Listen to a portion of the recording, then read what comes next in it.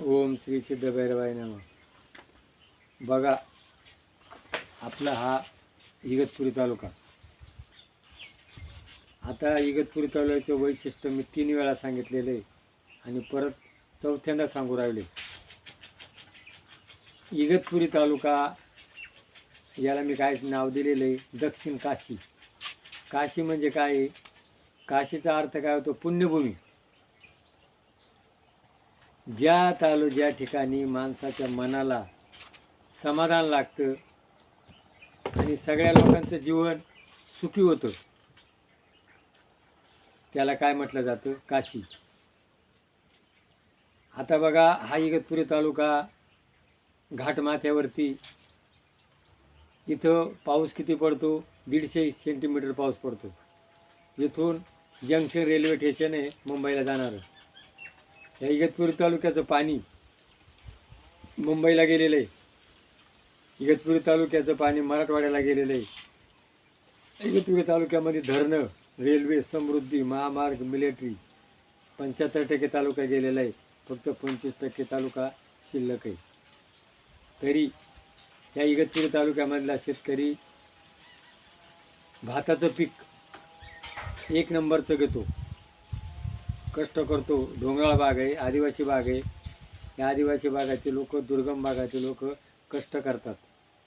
इगतपुरी तालुक्यामध्ये त्र्यंबकेश्वर, इथं गोदावरी नदी निघालेली. इथं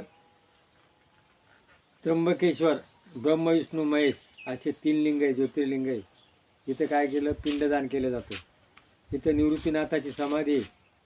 वारकरी संप्रदायाचा मुख्य जो असेल तर निवृत्तीनाथ. आणि इथून ज्ञानगंगा वाहती वारकरी संप्रदायाची. या इगतपुरी तालुक्यामध्ये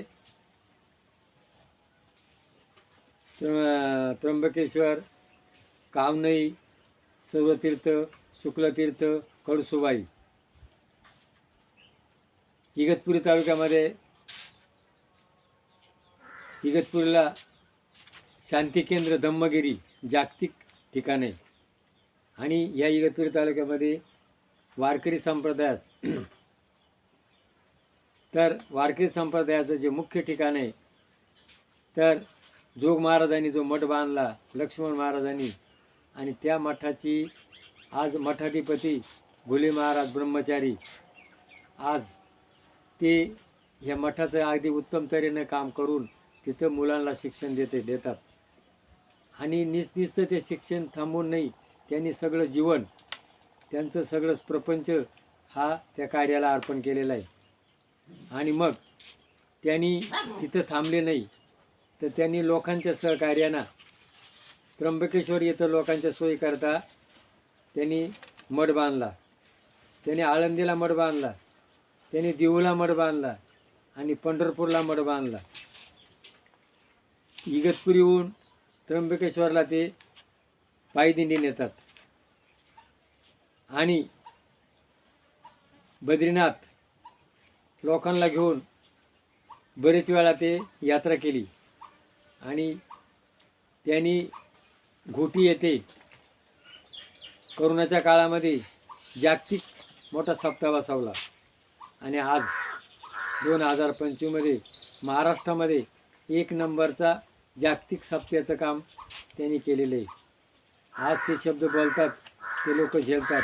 कारण जसं जनार्दन बाबाचं काम होतं का कर्मयोगी, त्याच पद्धतीनं आज भोलेबाबांचं काम चालू आहे. मुलांना शिक्षण देतात आणि समाजाला चांगल्या मार्गाला लावतात. आणि भूतो न भविष्यती असा जो सप्ताह गोटी येते त्यांनी घडून आणला. आज ते मोठे काम करत आहे.